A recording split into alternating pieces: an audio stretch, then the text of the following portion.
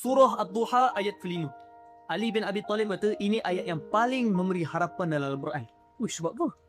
Okay, kita try baca Wala sawfa yu'tika rabbuka fatarda. Saya baca terjemahan. Dan sesungguhnya Tuhanmu akan memberikanmu pemberian sehingga engkau redha dan berpuas hati. Okey, apa harapannya ya? Wala sawfa yu'tika rabbuka fatarda. Dan sesungguhnya Allah akan memberikanmu satu pemberian sehingga engkau berpuas hati. So apa yang harapannya dalam ayat ni sehingga Ali kata ini ayat paling memberi harapan Al-Quran? Allah akan bagi Bagi apa? apa yang kita minta. So punya harapan ni? Tak tahu. Tak tahu Ustaz. Tak tahu Ustaz. Saya awal baca pun saya tak faham. Tapi bila saya dengar syarahan ulama, baru saya mind blown. Saya rasa sebab rupa-rupanya ayat ni diturunkan kepada Nabi sebab time tu Nabi tengah sangat sedih. Dan Allah pujuk Nabi. Allah kata, kami akan memberikan padamu wahai Muhammad satu pemberian sehingga engkau berpuas hati.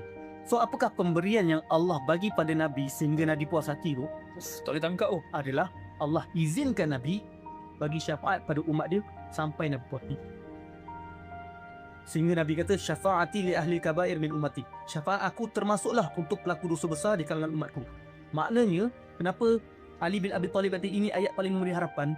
Sebab ayat ni menandakan Allah bagi lesen, bagi keizinan pada Nabi untuk Nabi bagi syafaat kepada semua umat dia walaupun pelaku dosa besar sehingga Nabi puas hati. Itu sebab Ali kata ini ayat yang paling memberi harapan. Saya meremang ni.